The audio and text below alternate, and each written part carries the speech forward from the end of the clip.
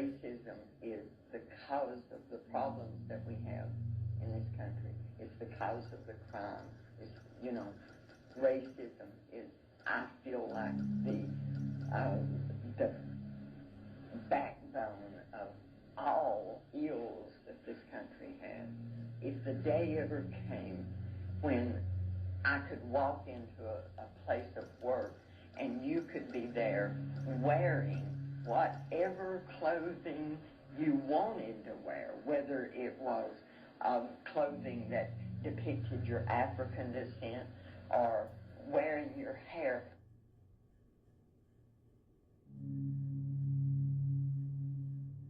White people tend to say, well, that's another question, I guess. We would gain knowing you, see, because we don't know you. And that robs us of a great blessing. We think we are entire and complete and that we don't need to know you or anyone of color.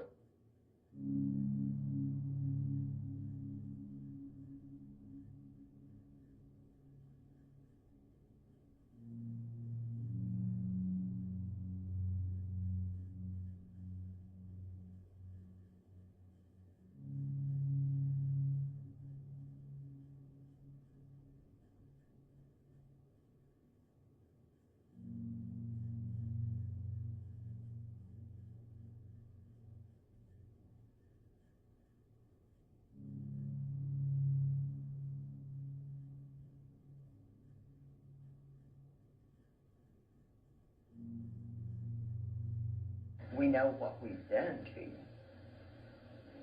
And we know what over 500 years we've put in your head. And we know how to utilize that. And we know how to take advantage of that. We know what we've done to you. And we know what over 500 years we've put in your head. And we know how to utilize that. And we know how to take advantage of that. We know what we've done to you. And we know what over 500 years we've put in your head. And we know how to utilize that. And we know how to take advantage of that. And we know how to take advantage of that. And we know how to take advantage of that. And we even know how to have a black friend.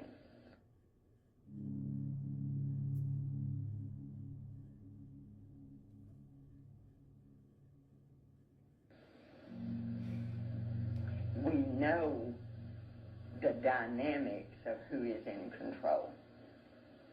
And I don't care how much the system has changed to the point to where what is politically correct at this point might be different from what was politically correct in the 50s. We still know where your place is. We know where our place is. And to me, the greatest deception that we've caused is that your people believe us when we say, this is my place and that is your place.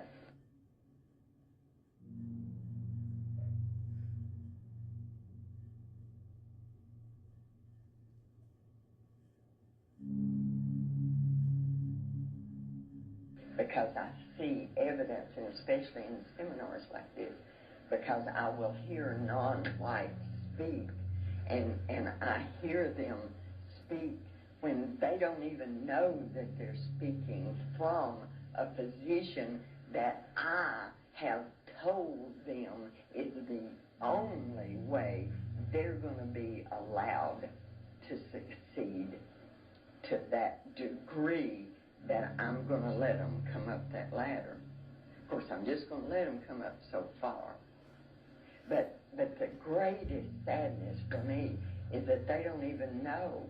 See, I have done such a good job that they don't even know that I've done this to them.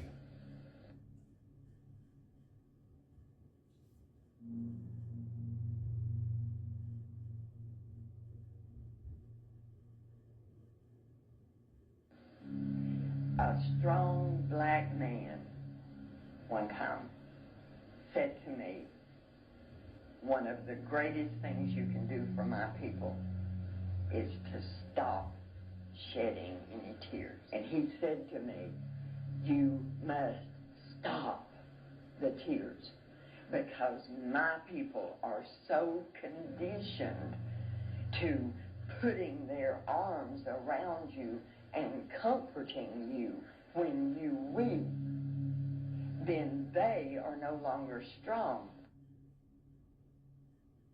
Their strength that is coming from standing up and saying, no, you're not going to treat me like that. That strength is gone because they've got their arms around you, comforting you.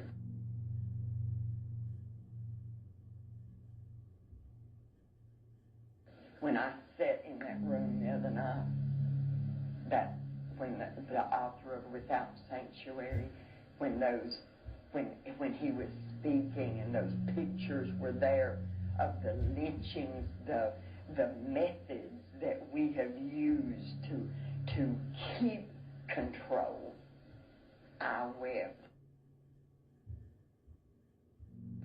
But when I wept, his words came back to me, because all around me, the non-white people would reach out and comfort me. My God, there in front of, I don't understand.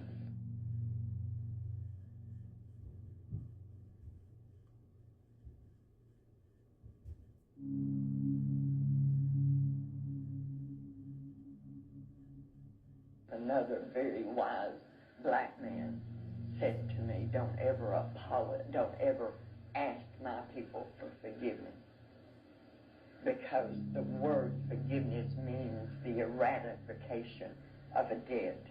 If someone owes you money and you forgive that debt, then they don't owe you anymore.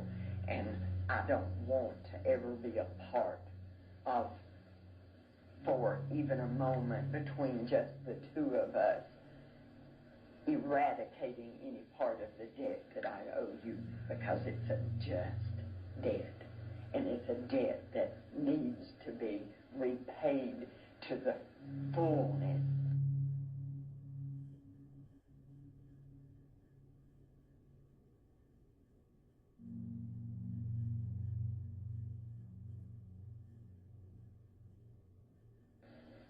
Christianity has been misused for hundreds of years to keep your people in subjugation.